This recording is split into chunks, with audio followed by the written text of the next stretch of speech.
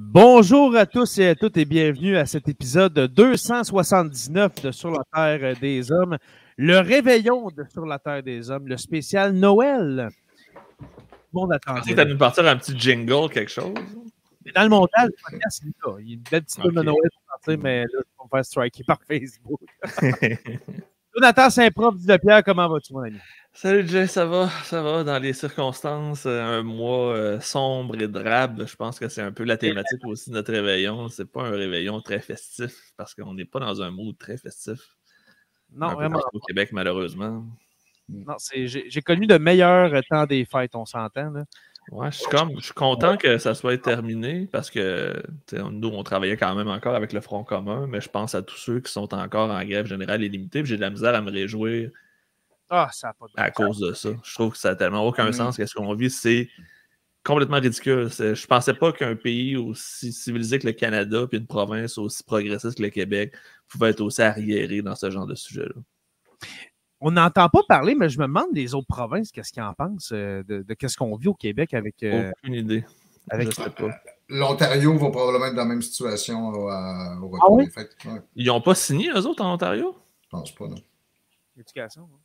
Écoute, je dis ça pour l'avoir entendu brièvement aux actualités quelque part, là, mais je pense pas que la situation québécoise soit si unique que ça. Mais Joe, pour te rassurer, tu dis qu'on on est comme aussi arriéré que ça là-dessus, ben regarde l'appui, le taux d'appui que récolte la fonction publique, les professeurs, c'est quand même assez solide. C'est rare qu'on voit un appui comme ça, puis qui, sondage après sondage, ne s'effrite pas. Là, les gens sont conscients de l'enjeu. Je pense que c'est comme je me rappelle pas que je parlais de ça hier, mais c'est que présentement, on est sur plusieurs dossiers, puis il y a des gens qui se disent pourquoi vous ne laissez pas les différents enjeux pour plus tard, régler tout de suite pour qu'on puisse passer à autre chose, puis garder vos enjeux pour plus tard. Mais ça fait 30 ans que les enjeux sont repoussés, puis c'est toujours la même. Par en avant. Exactement. Fait que là, c'est la négociation où ça passe ou ça casse, autant pour le système de santé et d'éducation, mais aussi pour ses employés, parce qu'il y en a beaucoup qui ne reviendront jamais si les conditions ne sont vraiment pas améliorées pour la peine. Là. On parle, en passant, salut Stéphane. Salut! Salut! On est déjà parti. Joyeux Noël à vous deux et à tous les auditrices et les auditeurs avec nous. Là. C'est ça, ça fait l'air vraiment d'être festif. Mais ça fait 2 semaines qu'on ne s'est pas vu, professeur Roussel. Effectivement, ça va très bien. Oui, aussi. On rentre là aussi dans le mode du congé des fêtes. C'est soulageant, c'est le fun. C'est comme, tu vois, tout s'arrête graduellement. Là, les courriels ne rentrent plus aussi rapidement. Les trucs s'espacent. Là. Mais bon, en bon prof, on a tous du travail à faire durant le temps des fêtes. Moi, j'ai encore une douzaine de travaux à corriger, une thèse à lire. Je sens mon rythme tranquillement. On n'a pas la même réalité. Les profs au secondaire, primaire versus universitaire, c'est pas la même chose. Hein? Sur ce plan-là, non. Les corrections, tout ça. Oui, alors que moi, ce que j'envie pas de votre travail, c'est l'obligation quotidienne que vous avez là, de vous présenter au travail. Le côté de prof d'université, à part les cours qu'on donne à chaque session, il y a un côté beaucoup plus artiste, je dirais, c'est-à-dire que la recherche ou les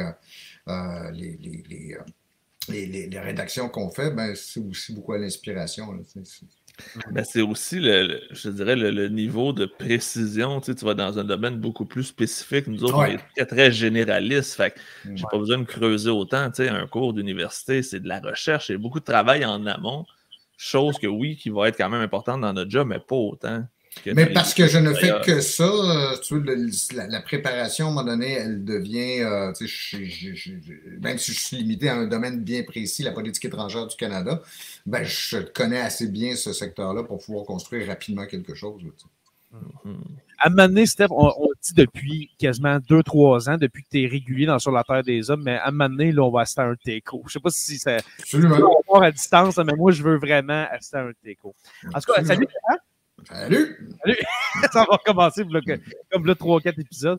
Est-ce que vous avez votre four à raclette, les gars, votre fondu, un Bloody Caesar, parce qu'on va commencer ça, ce beau réveillon-là, En passant, vous pouvez mettre vos bottes dans le bain, vos manteaux sur le lit, parce que c'est le réveillon de Sur la Terre des Hommes. Joyeux Noël à ceux qui nous écoutent. Cet épisode est disponible le 25 décembre à minuit. Alors, c'est un vrai réveillon qu'on fait. Je pense que c'est le 24 à minuit. Ben, le 24 à minuit ou le 25, ouais. Le 25 à minuit. Dans la nuit du 24 au 25. Dans la nuit du 24 au 25, exactement. Pour ceux qui sont tannés de leur famille pour aller prendre une petite pause de 45 minutes pour nous écouter. Exactement. Allez dans la cave là, où est-ce que les jeunes jouent avec leurs nouveaux jouets et puis allez écouter avec vos AirPods le réveillon de Sur la Terre des Hommes. Et comme dans tout bon réveillon, les gars, on va s'offrir des cadeaux. Hein? On va s'offrir des vœux, hein? des vœux de Noël, bien sûr. Peut-être les personnes qu'on aime moins, on va se donner une poignée de charbon, un sac à pète sur la chaise de mon oncle en passant. Parce que ça va être pareil, comme j'ai dit, ça va être pareil comme un vrai réveillon. En parlant de réveillon, mon cher Stéphane, commençons avec toi. Parle-nous des Noëls d'antan, là, tu sais, dans le temps de la Oui, je peux vous parler de Noël 1970 ou des souvenirs très clairs. J'ai eu le bonheur d'avoir mon premier train électrique. Il va en avoir d'autres par la suite, là, mais c'était le Noël qui m'avait le plus marqué. C'est pas un tramway, c'est un train électrique? C'est pas un tramway? Non, c'est un vrai train électrique. Là, En passant, on souhaite un tramway au maire de Québec. C'est un de mes premiers vœux. Je lui souhaite un tramway qui est approuvé par la Caisse de dépôt et de placement, bien sûr. Mais c'est ça, quand on repense à cette époque-là, en fait, ce qui, moi, me paraît avoir changé, mais je pense que c'est pas vrai pour tout le monde, là, mais Noël, c'était associé aussi, tu voyais la grande famille élargie. T'étais chez une de mes tantes, le sous-sol était plein de monde, tout ça, tu sais. Puis cette dimension-là s'est étiolée, puis je suis certain que naturellement la pandémie a continué d'achever cet étiolage, là, des grandes traditions familiales, mais Noël est rendu quelque chose de pas mal plus intime, je trouve. C'est ça a changé, hein? Ouais. Tu sais, moi, j'ai pas ton âge vénérable, Stéphane, mais Noël. Vous n'avez pas de souvenir de la guerre froide, vous autres? Non, c'est ça, on parlait pas de la guerre froide. Mon seul souvenir de la guerre froide, c'est l'achat du mur de Berlin. C'est tout. T'es arrivé juste pour la fin. Ben, c'est ça. Je m'en souviens pas, j'avais 4 mois. J'ai des souvenirs de la guerre du Vietnam que je vous raconterai ici. Ah, le passe! J'ai assisté en direct à la télévision à l'annonce de la chute de Saigon et de la fin de la guerre. Wow. Te souviens-tu du Watergate?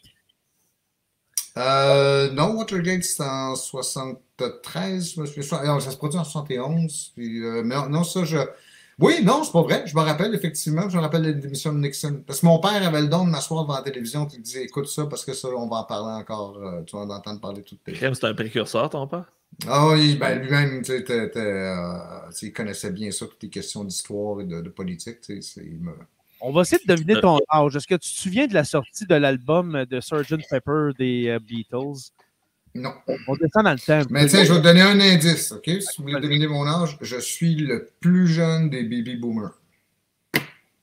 C'est 60. C'est pas dans. T'es dans 60? Non, les baby boomers, généralement, le changement de génération, c'est 64-65. Ah, OK, bon. J'étais sûr que c'était 60. Oui, c'est 45 à 65, t'as raison. Okay. Ah, ouais. Parfait. À part de ça, tes Noël, à part la famille élargie, tout ça, Stéphane, as-tu d'autres souvenirs comme ça que tu peux nous amener dans l'histoire? Somme toute, assez peu, parce que moi, de mon point de vue, Noël, c'est pas un élément très central ou très important. C'est comme une journée où, OK, on célèbre ça, mais la préparation, par exemple, je suis quelqu'un qui devient très rapidement nerveux à entendre des chants de Noël pendant tout le mois de décembre. J'ai dû travailler au public avec ça 24/7, je serais POW! Non, je lève mon chapeau à tous les employés du secteur des services publics là, qui travaillent dans les magasins ou peu importe, là, ça doit être capable.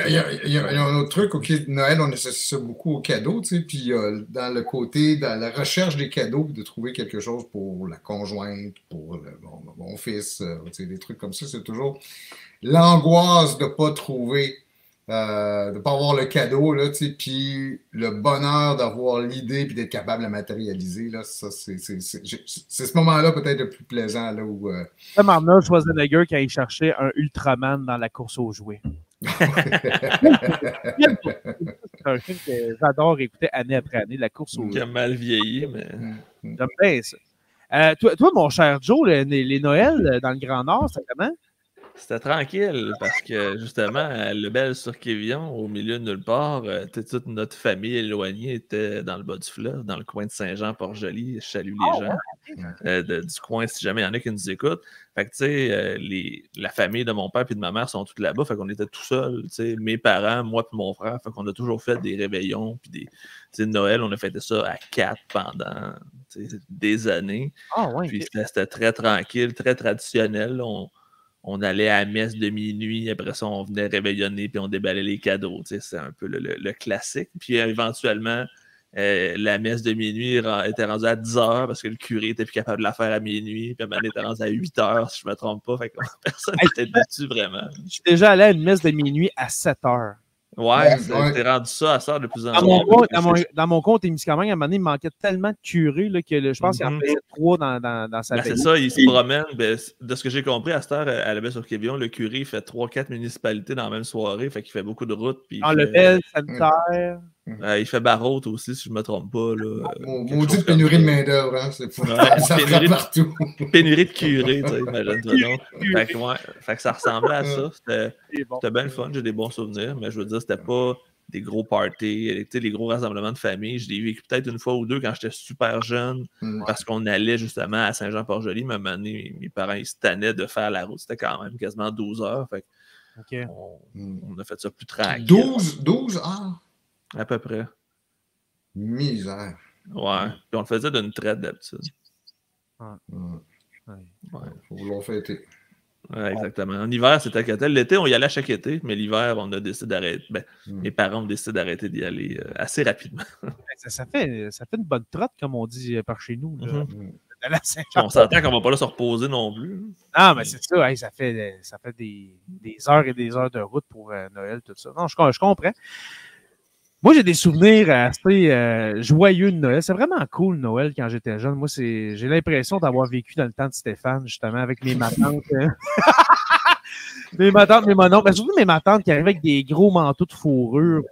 Puis qu'on finissait la soirée. Mais surtout quand j'étais vraiment jeune, là, à peu près 3, 4, 5 ans, nombre de Noël que je me souviens que je finissais à m'endormir dans le lit, là, sur le lit de mes grands-parents, enveloppé. En plus des vêtements. Le manteau, puis ça sentait, tu sais, l'hiver, tu sais. Il y avait beaucoup de gens qui fumaient la cigarette, et puis ça sentait très fort. Mais surtout, je me souviens du smog qu'il y avait chez ma grand-maman et mon grand-papa, dans ce temps-là où est-ce que quasiment 75% des gens fumaient. Puis, non, c'était vraiment cool. Il y avait beaucoup de monde. Je me souviens de cadeaux de Noël où est-ce que mon père, je ne sais pas s'il oubliait volontairement de m'acheter des batteries qui allaient avec mes téléguidés ou mes jouets, mais j'avais tout le temps un jouet qui ne marchait pas parce qu'il y avait « Oh, j'ai oublié d'acheter les batteries, Colette. » Colette qui est ma maman. Et puis, finalement, je ne jouais pas. Et puis, jusqu'au Noël où est-ce que j'ai reçu mon jeu de société préféré, encore aujourd'hui, qui est Risk. Ouais. J'ai jamais joué à Risk de ma vie. Tu n'as jamais joué à Risk? Jamais. Non, il faudrait qu'on fasse ça maintenant. C'est malade. Ouais, maintenant, je vais aller à Rouen, je vais amener ma Switch, puis on jouera sur une console. Ça va plus vite parce qu'une game de Risk, Joe, c'est à peu près, je te dirais, en 3 heures minimum et 5h30 s'il y a bien de la chicane. Parce que des fois. C'est bon, c'est vraiment. Non, ça peut durer, ça peut se taler aussi une game de Risk, ça peut s'étaler sur plusieurs jours. Là. Ah ouais, Quand la position des joueurs va faire qu'il y a une espèce d'équilibre qui se crée puis personne ne va attaquer l'autre. Mais puis après, je vous montrer une variante de risque que j'aime beaucoup, le risque avec des objectifs. C'est-à-dire qu'au lieu de devoir conquérir le monde, tu as des objectifs spécifiques. Genre aller conquérir, mettons, je sais pas moi, l'Amérique du Nord. Fait que là, ton but, toi, c'est d'aller juste prendre l'Amérique du Nord. T'as jamais joué à Risk, Joe? Non. Moi, l'univers social, tout ça, c'est décevant. Cordonnier mal chaussé. C'est ça. Ah, ben, je me souviens aussi de mes cousins, cousines adolescents qui recevaient des albums du peuple de François Pérusse, qu'on écoutait ça, puis moi, j'avais genre 6 ans et je riais parce que je voyais mes cousins qui avaient genre 15 ans. Je les ai tous reçus aussi, fait que j'avais probablement l'âge de tes cousins, parce que moi, c'est ce que je recevais aussi à chaque année, les albums. Les albums du peuple de 1 à... Ben, dans ce temps-là, c'était plus, mettons, de 1 à 5, là, jusqu'en 95. J'avais 3, 4, 5 ans, puis j'allais avec mes cousins et cousines qui écoutaient du François Pérusse, puis je riais de les voir rire. Non, j'ai vraiment j'ai eu des beaux Noëls. J'ai eu des beaux Noëls quand j'étais jeune. Vraiment. Vraiment. Est-ce que vous aimez le Noël, les gars? Mettons aujourd'hui, est-ce que vous aimez ça? Est-ce que vous faites quand même? Quand même. Tu sais, je veux dire, je suis pas. J'ai jamais été quelqu'un de très festif sur les. Tu sais, comme la Saint-Jean-Baptiste, je fêtais ça quand j'étais plus jeune. Aujourd'hui, ça passe un peu dans le beurre. Noël, c'est un peu la même chose. Pâques, c'est plus pour je pense le principe de j'aime beaucoup donner des cadeaux, j'aime bien ça. Fait que c'est ça, je trouve que c'est quand même un des beaux aspects. Puis j'aime aussi juste le temps de pause que ça donne, le temps d'arrêt. Tu sais. Voilà, c'est ça. Si Noël était isolé dans l'année, qui n'était pas accompagné justement d'ensuite de le premier de l'an, c'est comme ça pourrait être juste une journée fériée comme les autres. Là, ouais, exactement. Je pense que c'est ça qui rajoute un petit peu, justement. Et même ici, en fait, il y a une autre semaine qui est comme celle-là, ici au Québec, celle du 24 juin au 1er juillet, où on a 2 congés fériés. Et en même temps, ça donne un moment de pause là, qui est comme... On embarque vraiment dans l'été là, à ce moment-là. Et vous avez fini le 24 juin. Oui, exact. Ben, on est sur le bord de finir. Un commentaire de Florence Bernard qui dit « Nous, les gros rassemblements de famille, c'était le 1er janvier. Mon arrière-grand-mère me disait que c'était traditionnellement ça dans les vieilles familles québécoises. » Ben, écoute, moi, j'ai vécu ça, justement, ces genres de Noël-là, où est-ce qu'on laissait personne tout seul. Mettons qu'il y avait un vieux mononcle. Moi, j'ai connu des Noëls, des temps des fêtes, qu'on invitait l'oncle de ma grand-mère. Il avait genre 93 ans, 94 ans. Il amenait son violon, puis il jouait du violon, puis c'était beau, là. C'est vraiment des beaux. Justement, parce que probablement que sa famille, peut-être plus proche, il y a peut-être des choses qui s'étaient passées. Fait que, tu sais, comme tu dis, il n'était pas tout seul. Lui, c'est un vieux garçon. Ok, c'est un vieux garçon. Sa femme est morte, peu importe. Lui, c'est tout été tout seul. Fait que, on l'invitait souvent dans notre famille. On se le partageait, le vieux mononcle. Des fois, il allait chez ma tante Thérèse. Des fois, il venait chez Lise, qui était ma grand-maman. Juste sur une note un peu, parce que de parler du 1er janvier, comme ça, sur une note un peu plus personnelle, puis la question que vous me posiez tantôt sur mon âge, c'est qu'il y a, pour nous, dans la famille Cossette-Roussel de ma mère et de mon père, c'était aussi assez occupé parce que ça donne que la fête de ma mère est le 1er janvier. Oh. Donc, puis moi, je suis né le 31 décembre. Ça faisait, tu sais, quand tu disais c'est le bon temps des fêtes, on disait oui, c'est le temps des fêtes, effectivement. Mais ma mère, justement, en fait, il y a peut-être il y a une autre raison plus sombre, là, mais pour m'éviter ce traumatisme-là de voir mon anniversaire noyé dans les festivités de fin d'année, elle m'a inventé un anniversaire le 30 septembre. Donc, jusqu'à l'âge de 11 ans, j'ai fêté ma fête le 30 septembre. Je ne savais pas que j'étais né le 31 décembre. Fait que hey, imaginez-vous le choc. J'étais convaincu que j'étais une balance, puis du jour au lendemain, j'apprends que je suis un Capricorne. Ça va dire, je suis en choc. Ben ouais. Puis ensuite, quand j'ai fait des cours d'astronomie, on m'a expliqué que le 31 décembre n'est pas dans cette constellation du Capricorne, il est dans la constellation de l'autre à côté, le Sagittaire, je pense. Parce que l'axe de rotation de la Terre depuis 2000 ans s'est déplacé un peu. Fait que j'ai changé 3 fois de signe astrologique dans ma vie à cause de ça. En Noël des campeurs, un peu. Wow! La fête des campeurs, ouais. Pauvre, c'est L'intention était bonne, on comprend l'intention de ta mère, mais avec du recul, c'était peut-être pas meilleur. Non, c'est parce que le choix de la date du 30 septembre n'est pas innocent non plus. Ça lui permettait de m'envoyer une année plus vite à l'école. Ah, voilà. Au lieu de commencer à 6 ans, tu sais. Bon, et sur cette note personnelle, on va aller...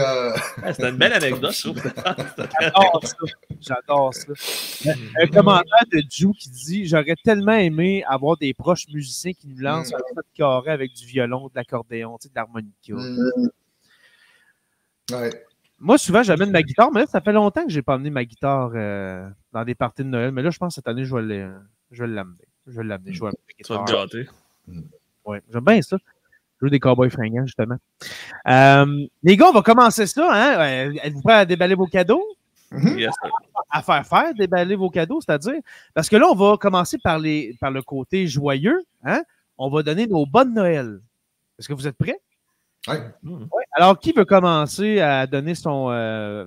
qui veut donner son bonne Noël en premier? Ben, vas-y, toi qui as suggéré l'idée, on va voir comment tu te débrouilles. Parfait. Alors, mon bon Noël, moi, il est quétaine. OK, il est vraiment quétaine, mon bon Noël. Puis, ça sera pas long, OK? Je ne vais pas partir dans une envolée oratoire, mais je veux donner mon bon Noël cette année, en 2023, aux nouveaux abonnés de Sur la Terre des Hommes. Oh my God. C'est quétaine, hein? Alors, écoute, bienvenue aux nouvelles et aux nouveaux abonnés. Là. Oui, et voilà. Tout à fait, je trouve que c'est tout à fait pertinent et très gentil de il y avait même une carte de prête en plus. Oui, exactement, c'est sûr. Dans le fond, c'est sûr. Spotify m'a fini par le dire, pas tard. Alors, les nouveaux abonnés. Alors, j'envoie un bon Noël très senti à notre abonné de l'Équateur. C'est quoi? C'est l'Équateur. Équateur. À notre abonné hongrois aussi, j'envoie un bon Noël. Alors, il y a un abonné. On salue Victor Orban par la même occasion. Victor Orban, on te salue. Mauritius, c'est quoi l'île Maurice? Mauritanie? Oui, Mauritanie. La Mauritanie, voilà. Alors, aussi, notre seul abonné indien. Alors, le plus gros pays du monde en termes de population, on a seulement un abonné. Il faut qu'on perce en Inde l'année prochaine. Là, ça commence. Là. Alors, Égypte. Alors, j'envoie mes bonnes Noël. OK, je les garoche. Attention. Égypte, Bolivie, Thaïlande, le Qatar, la Roumanie, le Danemark. Avec ton bon Noël, tu vas devoir, je pense, faire des excuses aussi parce que Mauritius, c'est effectivement le nom de la République de Maurice dans l'océan Indien. C'est pas la on vient d'avoir trois, on vient de se faire pogner les trois. Non, c'est pas la Mauritanie, c'est le mot anglais. De traduction. C'est parce que la liste de J est en anglais, pas en français. Mais moi, je l'avais dit, l'île Maurice, par exemple. Oui, tu avais raison, finalement. On t'a trompé. Et puis là, je vais monter, parce que là, je ne vais pas remercier les 53 pays dans lesquels on est écouté, mais là, il y en a 53, quand même. 53 pays alors qu'on a atteint en 2023. Je veux saluer, là, attendez un instant, là, il y en a plusieurs, il y a beaucoup de downloads, OK?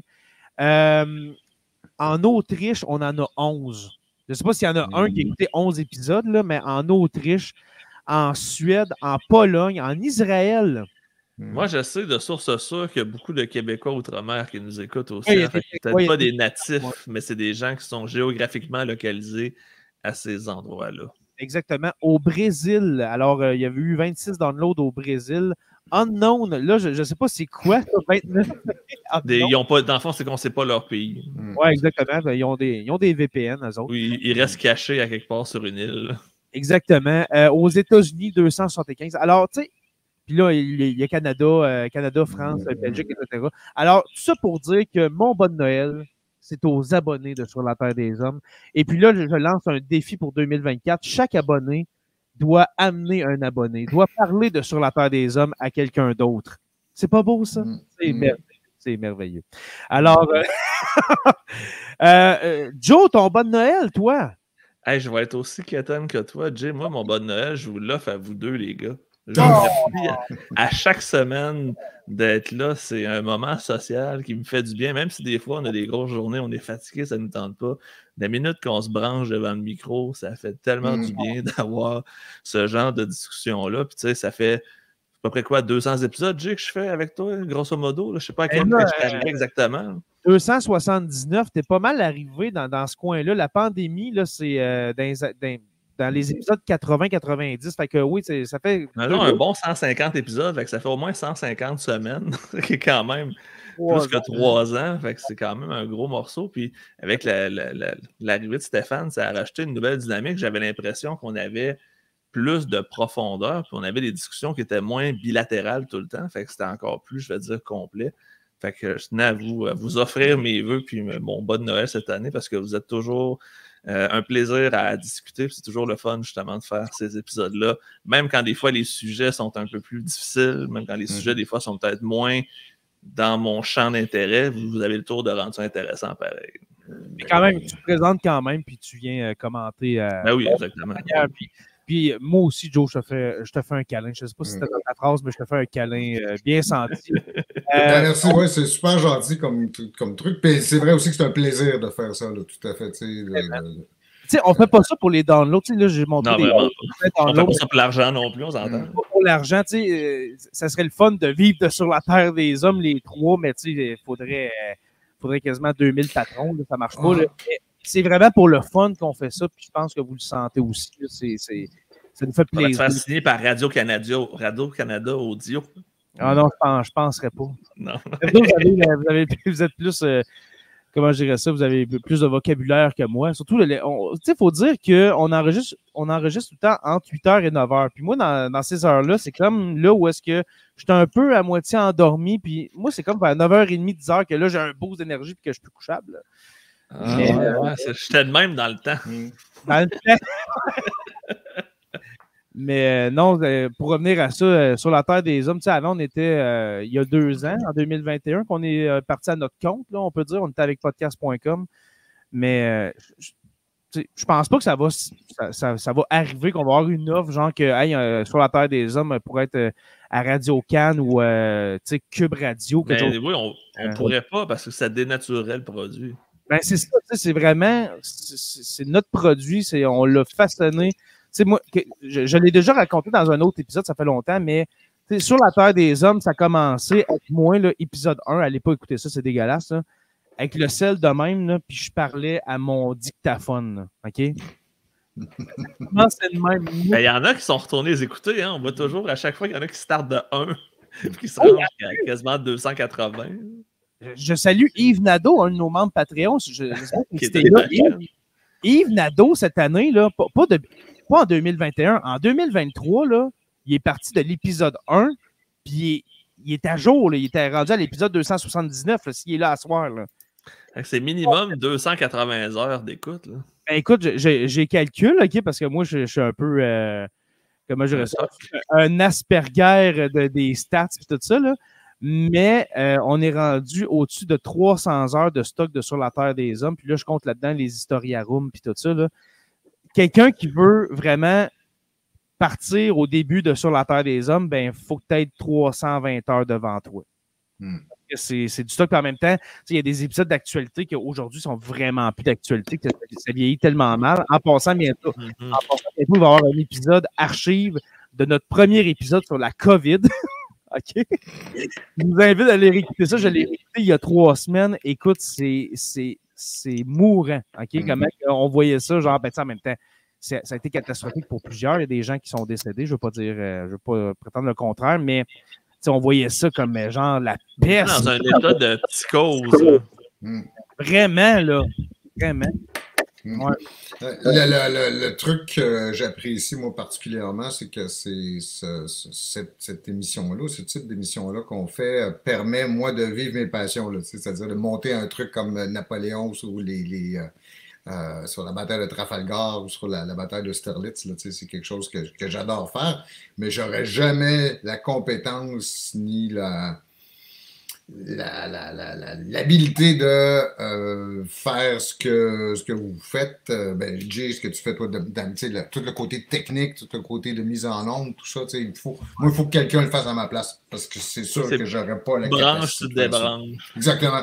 Par exemple, je vais me péter le cul là, pour trouver quelque chose à dire, mais autrement, là...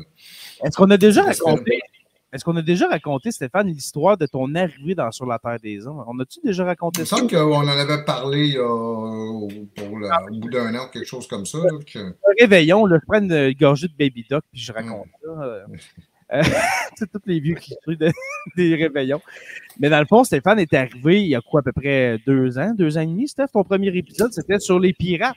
Genre, la piraterie, là. Puis t'es arrivé, puis je pense que tu nous as vus sur YouTube, si je me souviens bien.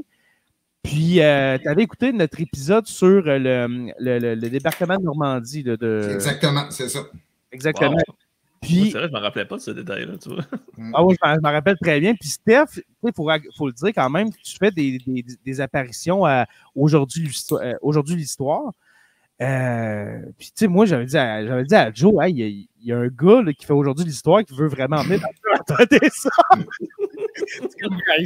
Moi, j'étais tout excité, c'est comme, on le prend, tu sais, Puis dès le premier épisode, là, c'est comme, aïe, j'avais dit à deux, après, c'est comme, lui, il faut le réinviter. Depuis... Ben oui, c'était clair. En 3-4 épisodes plus tard, t'es revenu, puis après ça, ben, t'es arrivé comme ça, régulier. Ça n'a pas pris de temps qu'on l'a ajouté comme troisième chaise, troisième mousquetaire à notre équipe. Oui, puis je l'apprécie beaucoup. Puis on salue aussi Martin Godette qui nous avait mis en contact. Oui, c'est à travers lui que Martin qui m'a mis en contact avec Jérémy. Martin est quand même un des grands Manitou de la recette qu'on a présentement. Si c'est pas de Martin, je ne suis pas sûr qu'on serait les trois en train de discuter présentement. Fait que on aurait pu lui donner notre bonne Noël à lui aussi. On donne un bon Noël. Écoute, Martin, parce que je sais que tu l'écoutes, là. OK, c'est sûrement que tu es là dans le Twitch de Tout Ce Qui TV. On t'envoie un bon Noël, Martin. Merci. Sur la Terre des Hommes, Martin, c'est grâce à toi. Sinon, je suis encore tout seul à parler à mon dictaphone. Voilà. Ou tu aurais peut-être ton micro, mais tu parlerais tout seul. Ah, ouais, c'est ça. Alors, voilà. Est-ce qu'on a d'autres bonnes Noël, les gars? Est-ce que vous avez d'autres? Stéphane, il n'a pas donné son bon Noël. On va y laisser. C'est vrai, ben oui. Oui, surtout, là, je vais vous amener sur une planète totalement différente parce que j'ai pris l'exercice pas mal comme un espèce de bilan puis de gens qu'on a appréciés ou moins appréciés durant l'année, là, dans ce sens-là, tu sais. Au-delà de tout ce qu'on vient de dire, parce que si j'apprécie, je seconde et je confirme vos deux bonnes Noël, finalement, en vous les retournant aussi, puis en les retournant à ceux et celles qui nous écoutent actuellement. Si je regardais, par exemple, l'année, puis je faisais une espèce de bilan de l'année, puis dire qui j'ai envie de féliciter, là, tu te donnais une tape dans le dos, puis dire tu t'en mérites une bonne, là. Je vais peut-être vous étonner, mais c'est Mélanie Joly, qui est ministre des Affaires étrangères. C'est vrai. C'est un très bon choix parce que tout le monde se foutait de sa gueule quand elle a été nommée ministre des Affaires étrangères. Moi! Personne ne la prenait au sérieux. Personne. Parce que comme ministre du patrimoine avant, elle avait le don de sortir des formules toutes faites. C'est comme si on l'avait mis dans la bouche puis de les répéter ad nauseam. La taxe Netflix. Ah ouais, ça faisait pas sérieux. Et pourtant, elle fait un excellent boulot, elle maîtrise bien les dossiers. Je trouve que c'est. Puis ce à quoi elle a été confrontée là, au cours de la dernière année et demie, la guerre en Ukraine, jusqu'à la guerre au Hamas, la fin de l'histoire des deux Michael, je pense qu'elle était encore là quand ça s'est terminé. Tout ça, elle mène bien la politique étrangère canadienne. Souvent, les ministres des Affaires étrangères qu'on a eus étaient assez discutables dans leur on a quand même eu Maxime Bernier. Et on va lui donner le bon Noël aussi parce que pour l'année à venir, elle risque d'avoir une grosse année avec la politique américaine. Si ça bascule aux États-Unis, comme c'est fort possible que ça le fasse, ça va être l'année 2022. Les années 2022-2023 vont avoir été un party pour elle comparé à ce qui s'en vient aux États-Unis. Penses-tu que ça pourrait faire d'elle une candidate potentielle à la succession de Justin? La crédibilité qu'elle est en train de gagner, parce que pour vrai, ça ne serait pas un mauvais choix. Et elle a de l'ambition. On regarde son parcours politique, du municipal jusque-là. Je pense que c'est quelqu'un qui a une ambition. Donc, je ne l'exclurais pas. Je ne l'exclurais absolument pas.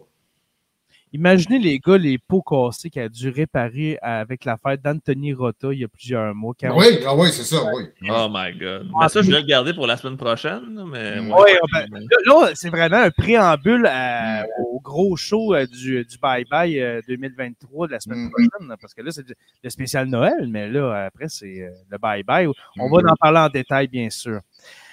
Les gars, merci pour ton bon Noël, mon cher Steph. Merci. Après les fleurs, le pot. Votre poignée de charbon. J'ai tellement de choix. Oui. À qui, les gars, vous envoyez une poignée? Voulez-vous que je commence? Est-ce qu'on suit le même ordre? Oui, vas-y. Oui, c'est bien correct. Une poignée de charbon bien sentie pour ma part à Donald Trump, qui, cette semaine, a quasiment cité mot pour mot plusieurs passages de Mein Kampf.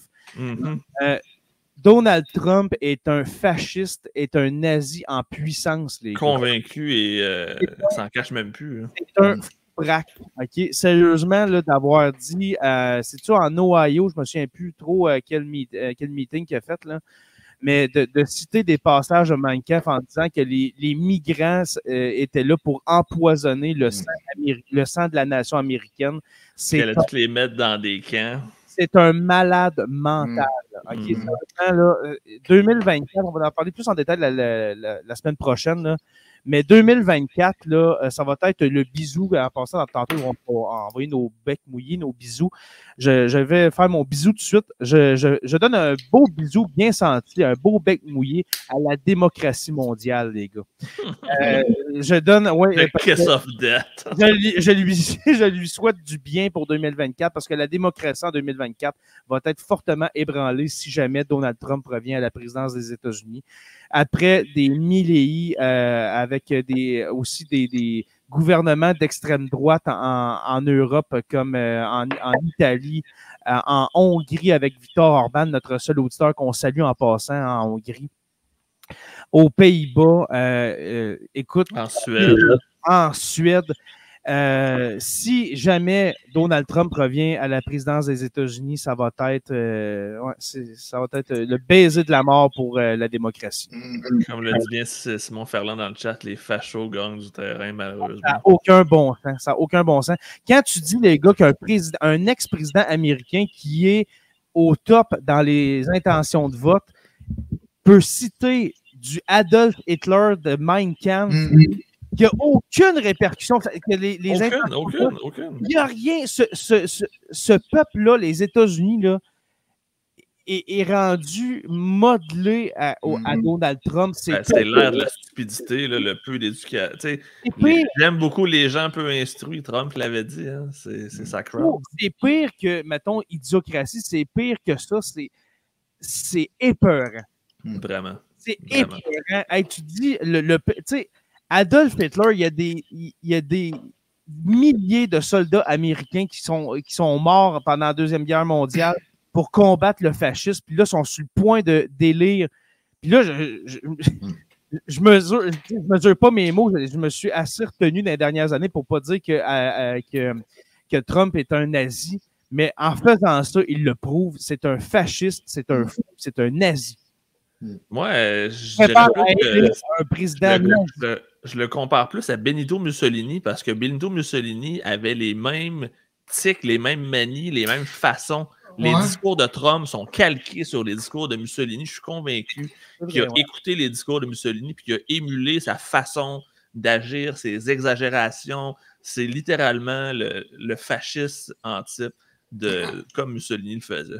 Alors que Joe, une des différences entre le fascisme italien et le nazisme ou le fascisme allemand, c'est que chez les Italiens, la dimension raciste est beaucoup moins apparente ou beaucoup moins centrale. Alors qu'elle est centrale dans le discours nazi. Or, chez Trump, la dimension raciste, elle est très importante. Je pense que le personnage, c'est Mussolini, puis le discours, c'est Hitler.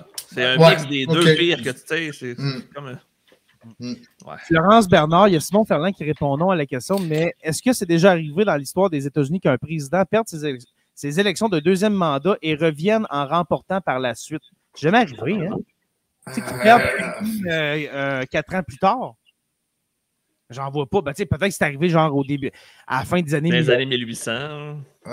Écoute, c'est pas impossible, mais je veux dire, ça s'est vu très souvent dans les élections. Aujourd'hui, on est habitué de voir les dirigeants politiques, lorsqu'ils sont battus, de démissionner souvent le soir même des élections. Mais dans l'histoire canadienne, par exemple, Mackenzie King a été battu 2 fois. Puis Robert Bourassa.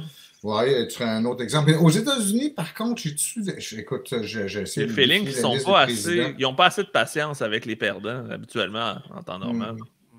Mais, tu sais, Jay, je vais en profiter pour virer de bord ton argument. C'est-à-dire, si tu demandais à qui on donne un sac de charbon, ben moi, j'allais dire c'est aux électeurs albertains, aux électeurs argentins, ou je vais dire ça plutôt, l'électorat argentin, l'électorat albertain, l'électorat néerlandais, et on pourrait mettre aussi une bonne partie de l'électorat américain, parce que c'est... Malgré la misère que les Argentins vivent, oui, est-ce que je crois que la misère, effectivement, est un excellent moteur, un excellent carburant pour quelqu'un comme pour des gens comme son nom m'échappe, Mieli, oui.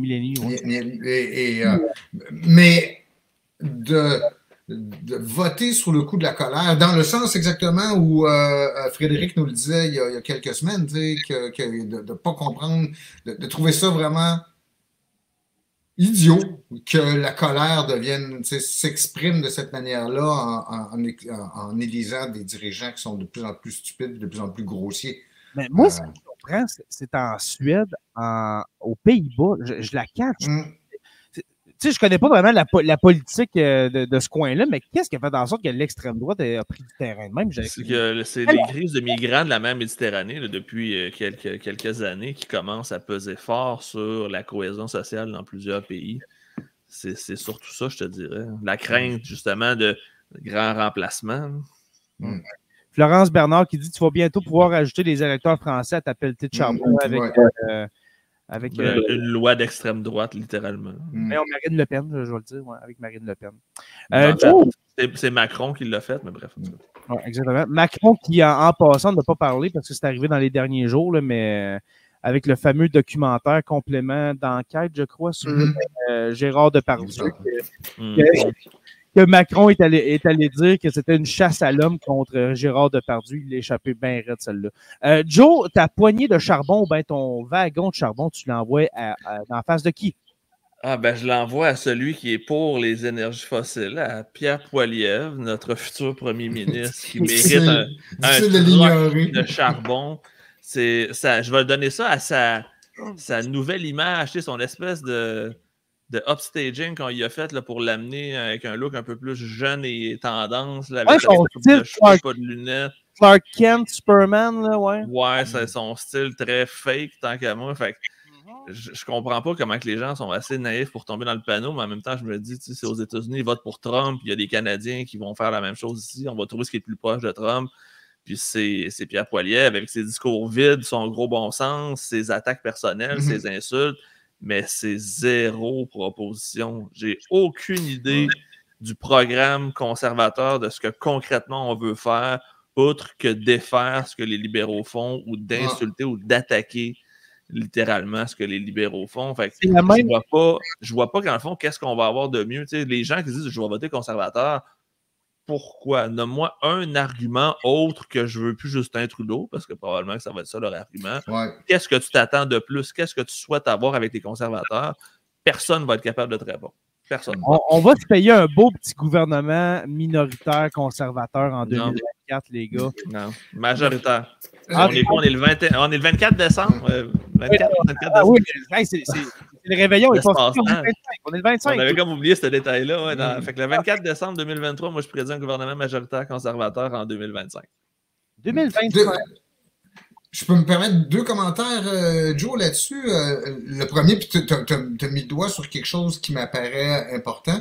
C'est cette propension aussi qu'ont les dirigeants qui sont extrêmement critiqués, comme Justin Trudeau, comme Joe Biden, de vouloir s'accrocher alors que les signes seraient là de dire « OK, je pense qu'il y a un besoin là, de renouveler l'équipe puis au moins avoir une chance peut-être pour arrêter au Canada les Pierre Poilievre puis aux États-Unis les Donald Trump. » Mais cette propension à dire « OK, moi, je suis capable de le battre, donc je vais le faire encore. » Ils ont tenu le même raisonnement, Biden et Trudeau, puis je pense pas que ce soit la formule gagnante. Malheureusement, le temps va un peu trop vite là, pour que Trudeau puisse partir maintenant. Si ça se fait, il faut que ça se fasse avant le printemps. Ben, je vous invite à aller écouter l'entrevue qu'il a faite aujourd'hui avec Patrice Roy de Radio-Canada. Une entrevue d'à peu près 30 minutes. Il y a 4 jours, là? Ah oui. En fin de semaine passée, effectivement. Disponible sur YouTube.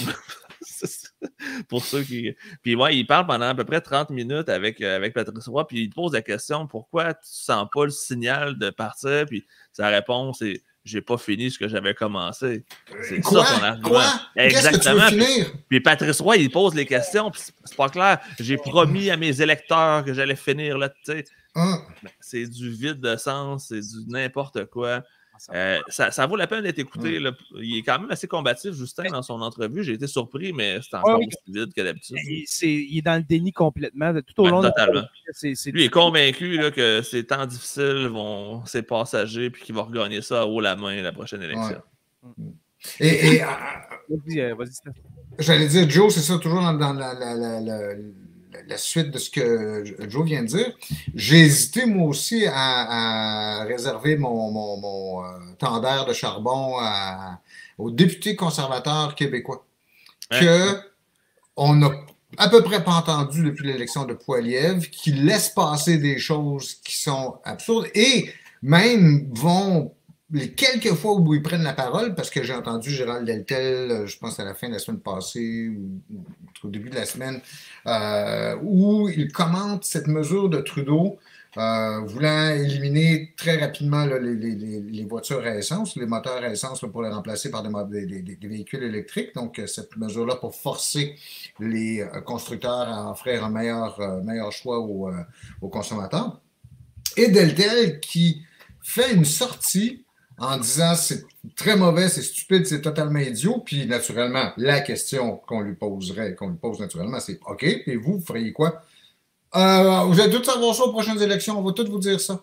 Non, t'en as pas de plan! Vous en avez pas! Ouais, c'est pas vrai!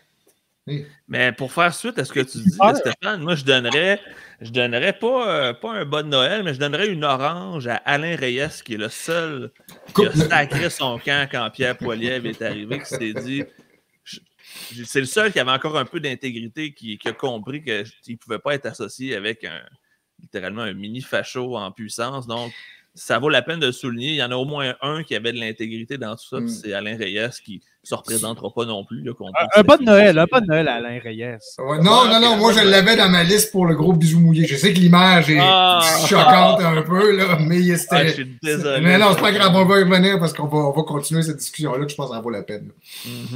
Florence qui dit « Wow, Stéphane en beau. » Hey, j'ai vraiment eu à la chienne. Il lève le ton, c'est rare. J'ai comme... Tu sais, quand tu te fais chicaner par ton père, il y a quelque chose qui remonte en tête.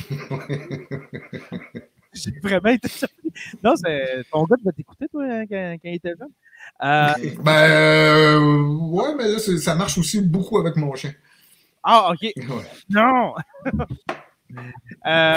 Simon qui dit que Pierre Poilievre ressemble à Mélaus, c'est vrai. Alors... Fait que là, Stéphane s'est craqué avant son troc de charbon. Fait que... J'y ai pensé, c'est ça.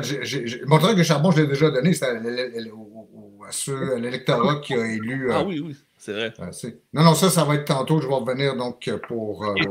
Ou à moins que je continue tout de suite. Je vais vous le brûler tout de suite, mon Vas-y, ton bisou. Parce que dans les phénomènes qui me troublent beaucoup, c'est le fait de se décomplexer totalement sur les réseaux sociaux, de se livrer à des commentaires que tu dis c'est pas croyable. Est-ce que tu ferais ça? Ben, de plus en plus, je pense que même les gens osent le faire face à face. Et aussi avoir des comportements comme du doxing. Et c'est précisément ce qui est arrivé avec Alain Reyes. Alain Reyes, pour ceux qui ne le connaissent pas, c'est le député de...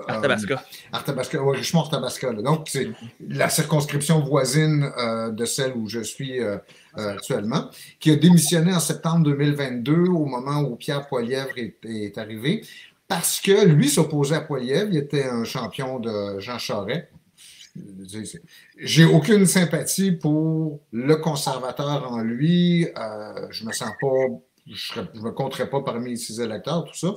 Mais c'est extrêmement rare que je fais ça. J'ai pris le temps de lui écrire quand c'est arrivé cette histoire-là, que la crowd j'ai envie de dire la meute de Pierre Poilievre s'est jetée sur lui parce que l'entourage de Pierre Poilievre allait dire à Alain Reyes qu'on n'est pas content. Voici son adresse et courriel. Je pense qu'ils ont donné le numéro de téléphone de son bureau de circonscription aussi. Ça a été... Quand c'est rendu que le premier ministre potentiel en devenir ou en attente se livre à des choses comme ça, c'est totalement inacceptable. Et les 10 autres députés conservateurs du Québec, silence radio complet. C'est rien là. C'est une gang d'opportunistes. Ils attendent juste leur ministère.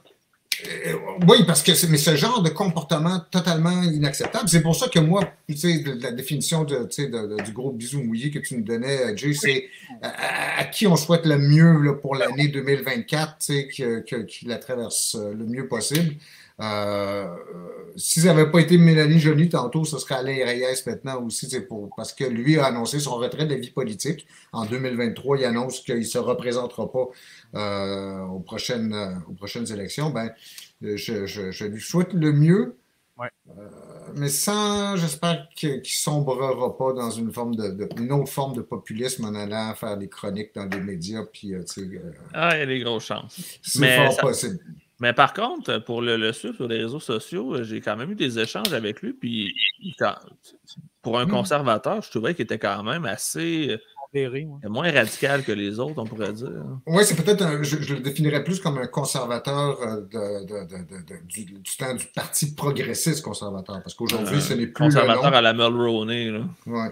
Alors que c'était le PPC, le Parti progressiste conservateur du Canada, est devenu sous Stephen Harper, officiellement, le nom a changé, c'est devenu le Parti conservateur. Je pensais dire l'Alliance canadienne. Non, c'est Harper qui a achevé la conversion. C'était pas mal l'Alliance canadienne quand même. Oui, c'est ça. C'est que l'Alliance canadienne a phagocyté littéralement le Parti conservateur, qui avait tenté de survivre sous Joe Clark. Alors, un bisou de Stéphane à Alain Reyes. C'est une image. Un bisou bien mouillé à Alain Reyes. Moi, mon bisou, alors mon bec mouillé à qui je souhaite du bien pour 2024. Et écoutez, c'est la dernière fois que je te laisse choisir les thèmes comme ça. Ouais, tu serais comme ça. Je me suis dit, quand j'ai envoyé le pacing, quand je vous ai envoyé le pacing, je me suis dit, ils vont me trouver bizarre avec ce pacing-là. Là. Bec mouillé, charbon, bonne Noël, sac à tête. On s'est dit, Jay, il y a un feeling, on va laisser aller. C'est Noël. C'est la magie de Noël. Mais moi, mon bisou que j'envoie à qui je souhaite du bien pour 2024, écoutez, c'est à tous les employés de la fonction publique. Et puis, plus particulièrement, bien sûr, je salue tous les gens de la CSQ, FSE, la PTS, tout le Front commun, mais j'ai une pensée, les gars. Cette semaine, là, j'ai pensé à tous les jours aux gens de la FAE. J'ai le cul depuis un mois dehors. Pas de salaire. Ces gens-là méritent tout notre respect. Qui ont bloqué le port de Montréal aujourd'hui en passant. Il y a eu un mime. Écoutez, oui, il y a 4 jours, Jay. Il y a 4 jours. Hein? Oui, voilà. Je pense que Stéphane, il suit à la game. Oui, alors, il y a 4 jours, la FAE qui a bloqué le port de Montréal. Il y a eu un mime il y a 4 jours. OK? Que j'ai partagé aussi il y a 4 jours après tout. Oui, j'ai failli me salir en regardant ça parce que, écoutez, c'est le Montreal Tea Party où est-ce qu'on voit du monde avec des trucs de la FAE qui jettent des caisses de thé à la mer, dans le fond, pour le Boston Tea Party. C'est vraiment succulent. Mais ces gens-là, je leur envoie toute mon admiration, tout mon amour et puis un beau gros bec mouillé à ces 66 000 personnes de la FAE. Alors, on est avec vous. C'est quelqu'un de la FSE qui parle. Alors, mon bec mouillé, pas plus long que ça, aux gens de la FAE. Toi, le tien, mon cher Joe. Moi, je vais faire de quoi? C'est Noël aujourd'hui. Fait que je vais parler d'un sujet qui est tabou sur la terre des hommes. Moi, je donne un bec mouillé à tous les Palestiniens qui subissent encore les bombes israéliennes présentement. Exactement. Oui, on n'en a pas parlé. Je ne veux pas revenir là-dessus, mais dans le fond, on ne voulait pas se mouiller dans le sujet, mais oui. Je pense qu'on peut dire après quasiment 3 mois là, que c'est d'un ridicule incroyable que ce soit encore aussi violent, meurtrier et abject. On vient de passer le cap des 20 000 morts. C'est ça, il n'y a aucune justification qui peut continuer. C'est ça pour que même le Canada, pour la première fois de son histoire, a voté contre l'État d'Israël, ce qui est quand même de quoi d'assez important. On va donner un petit bec mouillé à Justin pour ça, pour qu'on décide qu'on n'est plus un allié fidèle et sans aucune question d'Israël. C'est qu'il y a quelque chose qui se passe présentement. Puis les Palestiniens ne méritent pas l'acharnement qu'on a présentement sur eux. Et vous remarquerez encore une fois le silence du Parti conservateur aussi. Effectivement. Est-ce qu'on fait nos sacs à pète maintenant? Tant qu'à parler d'Israël, je vais en parler là. J'avais un autre sac à pète, mais on va le garder pour... C'était pour mon sac à pète. Dis donc, c'est quoi un sac à pète? Juste pour que les gens comprennent où tu t'en vas avec ça. Le sac à pète, on le décerne à celui ou celle qui ne mérite rien de bon en 2024. OK? C'est vraiment... Choix.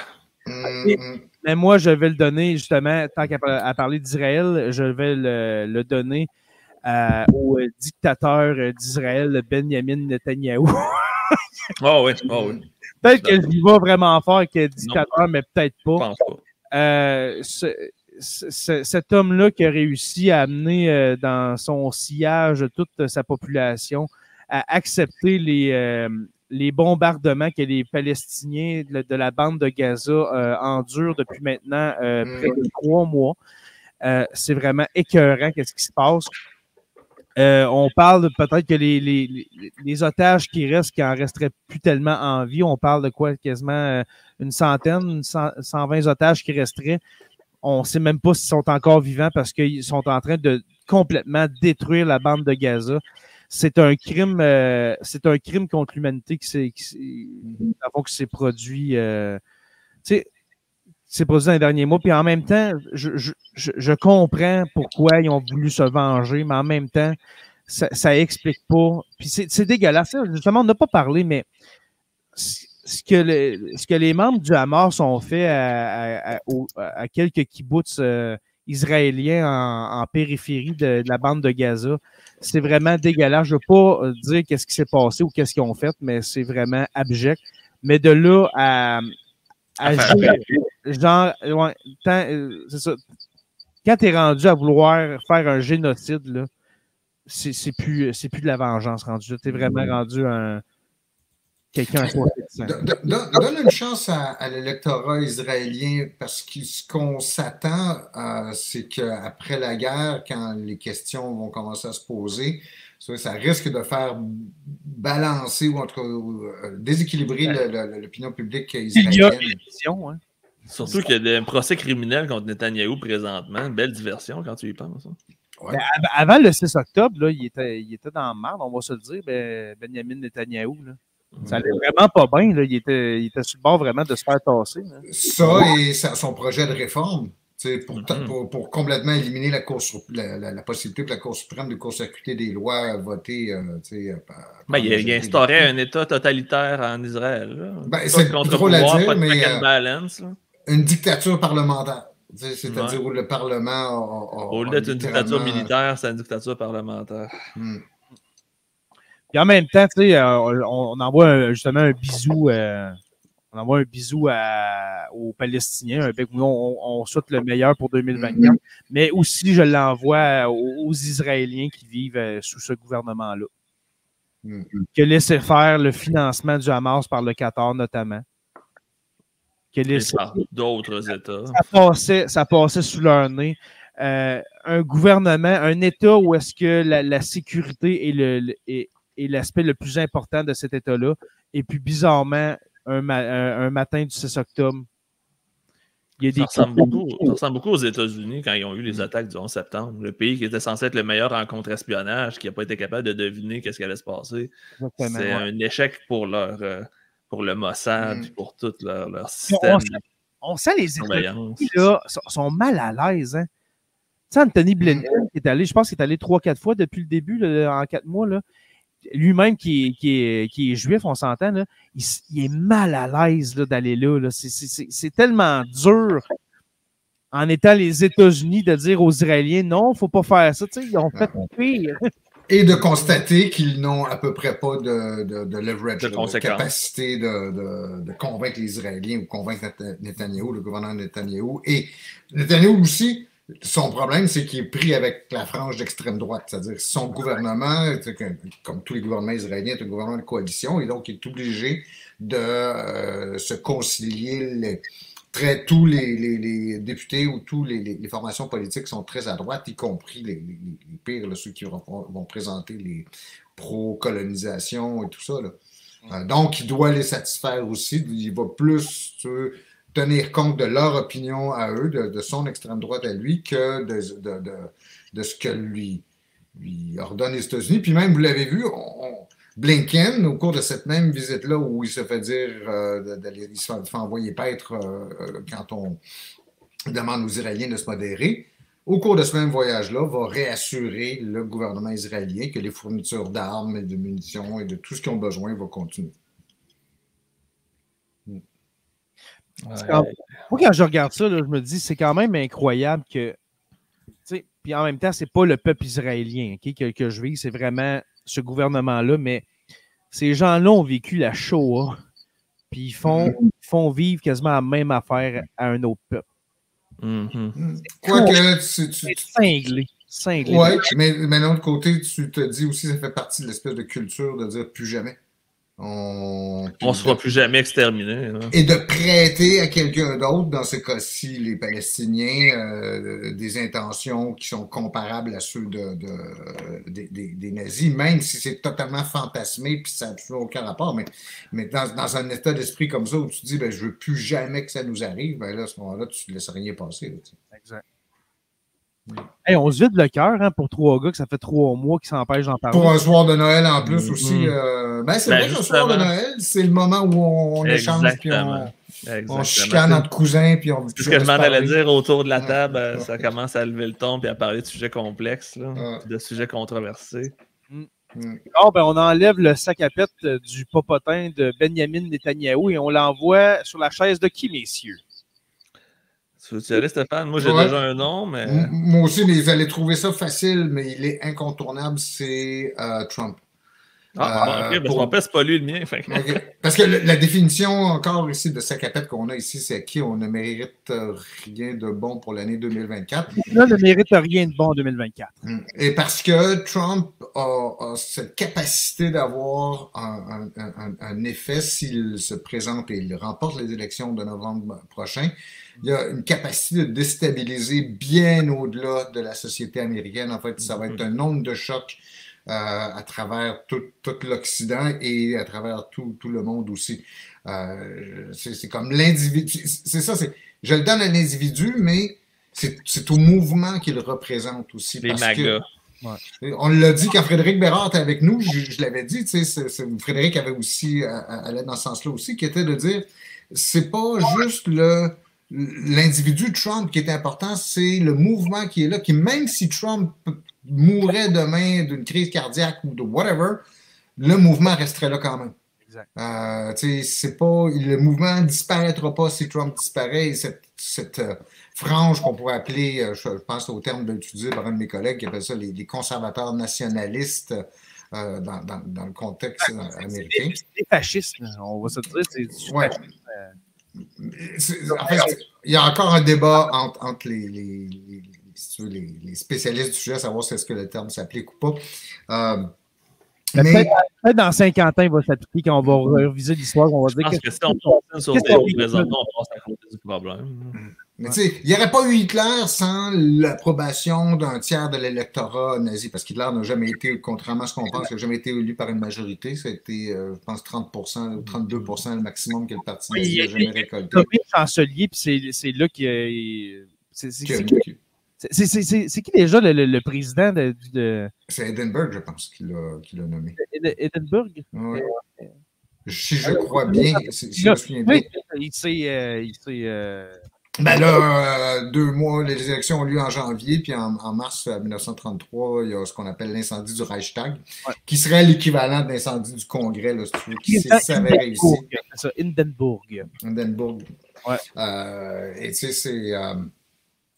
Là, je m'excuse, tu m'as détourné de... Donald Trump avec le sac à pète collé sur son cul orange. Ouais. Mais c'est ça, c'est que même s'il disparaît, en fait, ce mouvement-là va demeurer, cette tendance-là, dans l'électorat américain va demeurer. Puis, écoute, on a cru pendant un bout de temps que ce serait Ron DeSantis qui le remplacerait. Puis, en tant que gouverneur de Floride, DeSantis s'est montré moins grossier, mais tout aussi dommageable pour la démocratie.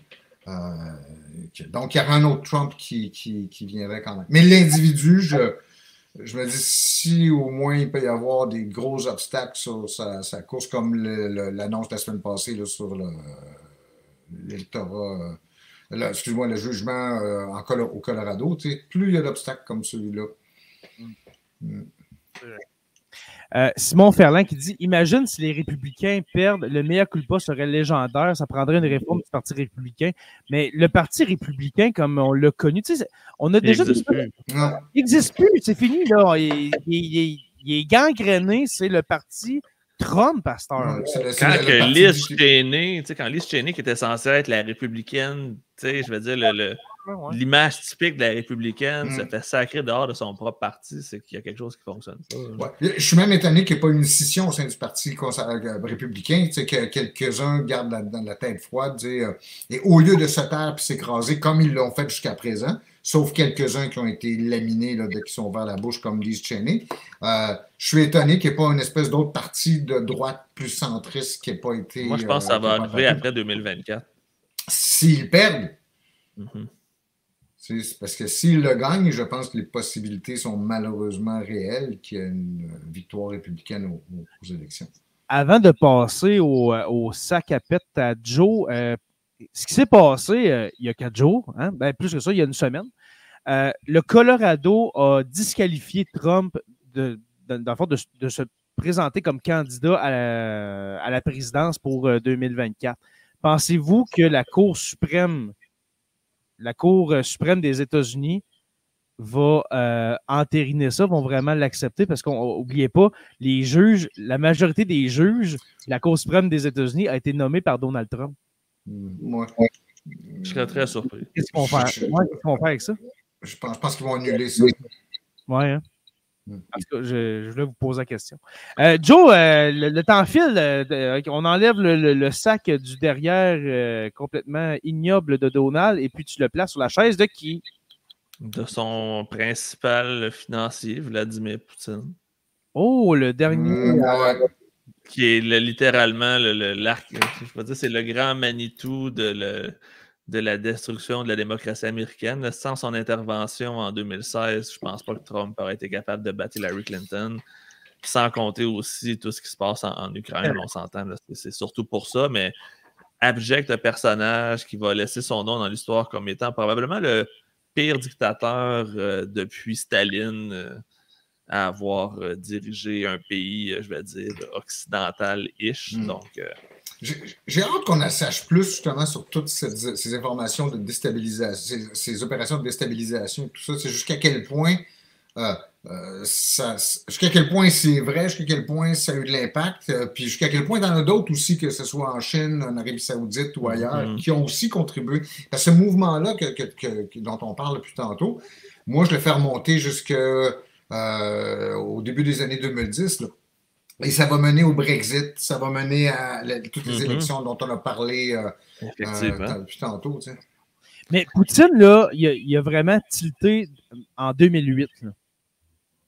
En 2008, quand c'était-tu Bush avant de partir? Non, c'est Barack Obama. Non, mais avant de partir, c'était... c'est pas Barack Obama qui était le président américain quand on a vraiment autorisé certains pays de l'Est à intégrer l'OTAN. Sûrement, Stéphane, c'est à Copenhague, il me semble, ça s'est passé, ça. Oui, et là, quand il y a le discours sur le retour de la guerre froide, je pense. Oui, mais je pense que c'est à Copenhague où est-ce qu'il y a eu une réunion. Je ne sais pas si c'est le G20 ou le G8, je ne sais pas, mais je crois que c'est pendant la présidence de Bush, c'est peut-être en 2007, on remarque, là, mais qu'on a vraiment amené l'idée d'intégrer certains pays ex-soviétiques, mettons, à intégrer l'OTAN, où est-ce qu'on a parlé de l'Ukraine, on a parlé des pays baltes qui ont fait leur entrée dans l'OTAN. Que là, Vladimir Poutine là, a vraiment tilté parce qu'on avait promis dans le temps de Gorbatchev que jamais un pays ex-soviétique intégrerait l'OTAN. Non, c'est pas vrai ça. Non? C'est un grand mythe, mais c'est jamais arrivé. En fait, le seul truc qui se rapproche vaguement de ça, c'est... Une règle non écrite là, pour mettre fin à la guerre froide, non? Non, parce que Gorbatchev, ça s'est arrêté, cet échange entre Gorbatchev et James Baker a eu lieu avant la réunion de l'Allemagne et la discussion aurait porté sur l'Allemagne elle-même, c'est-à-dire l'idée d'intégrer l'Allemagne dans l'OTAN, l'Allemagne de l'Est à l'époque, parce que l'Allemagne, avant la réunification allemande. Et ça serait absurde de dire que cette promesse de ne pas intégrer les États de membres du pacte de Varsovie dans l'OTAN, alors que le pacte de Varsovie existe toujours à l'été 1990. En fait, il va se saborder, je pense, dans les mois qui suivent. Mais tu sais, c'est comme anachronique de penser que cette discussion-là aurait eu lieu. Okay. Mais c'est un des grands mythes, comme quoi l'OTAN. Ceci étant dit, il y a une dimension avec laquelle je suis quand même d'accord, c'est que l'Occident a raté son coup en n'intégrant pas davantage la Russie au moment où elle en avait besoin, parce que les Russes étaient désespérés de se rapprocher de l'Occident. Et le phénomène Poutine aujourd'hui, c'est une réaction à cette déception-là. C'est d'avoir cette impression d'avoir été écarté. Comme pour les Turcs.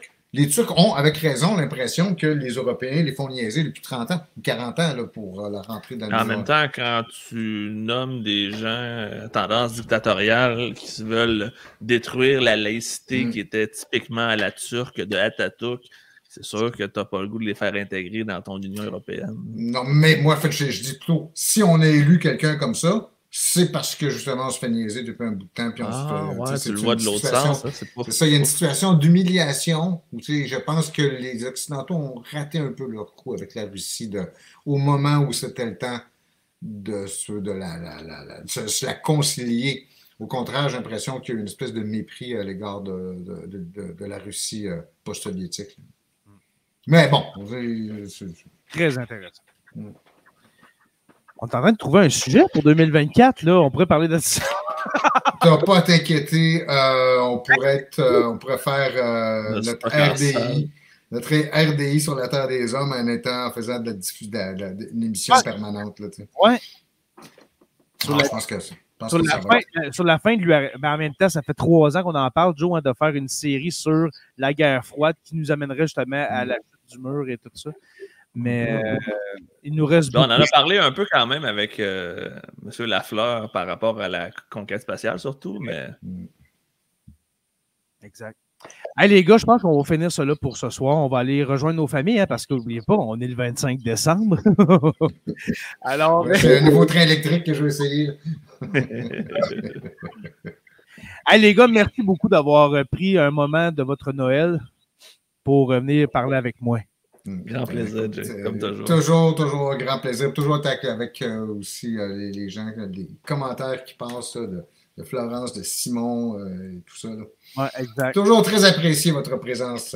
Oui, vraiment. Et puis merci justement, on a décidé, j'ai décidé de faire cet enregistrement-là juste devant nos membres Patreon. Même le bye-bye, je crois qu'on va se retrouver juste avec nos membres Patreon. On va leur donner un petit peu de love. Justement, on leur donne un beau bec mouillé. Alors, pas de charbon. Alors, nos membres Patreon, non, des bonnes Noël. Ouais, des beaux bonnes Noël avec des brosses à dents, puis des bas, puis des bobettes. Alors, voilà, c'est tout le temps ça qu'on trouve dans les bonnes Noël, n'est-ce pas? Alors, merci beaucoup aux membres Patreon d'avoir été là. On se revoit, nous, pour... il reste un épisode à 2023 pour la saison 8. Je vais arrêter de dire ça, mais quand même. Notre bye-bye 2023 la semaine prochaine. Alors, on va se revoir là. Merci aux abonnés, à nos abonnés de suivre Sur la Terre des Hommes, même ceux qui sont à l'île Maurice, justement, qui s'ajoutent à nous, aux gens en Inde, etc. Alors, merci de nous suivre. Nous sommes disponibles sur Apple Podcasts, Spotify, Google Podcasts et YouTube Sur la Terre des Hommes podcast. Merci à nos membres Patreon, justement, les curieux stagiaires, historiens, érudits, nos 2 orateurs Construction avec un S, Rivard de Rouyn-Noranda et le miel Habitémis, le meilleur miel au monde, qui, j'espère que ces 2 orateurs vont revenir comme commanditaires officiels de Sur la Terre des Hommes. Ce serait bien plaisant. J'espère bien. Je veux qu'on se fasse parler de miel, moi, vraiment. Oui, tu l'as bien. Là, il n'y a rien qui me vient, là, mais sûrement que en ce moment, il y a du miel qui se passe sur la table. Et Joe pourrait nous parler de construction. Oui, lui. On va parler du magasinage que je suis allé faire avec la semaine passée pour aller choisir mes meubles de salle de bain. Et qui, à chaque fois, Joe Quinra, parce que construction avec un S, c'est mon cousin, dans le fond. C'est mon cousin.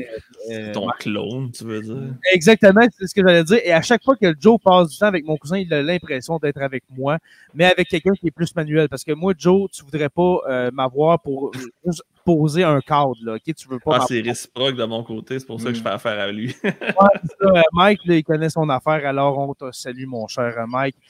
Pour rejoindre les membres Patreon, c'est très facile. Visitez le patreon.com/SLTDH. Je vous invite aussi à rejoindre la page Facebook Sur la Terre des Hommes podcast et Sur la Terre des Hommes, la communauté, pour venir discuter avec nous.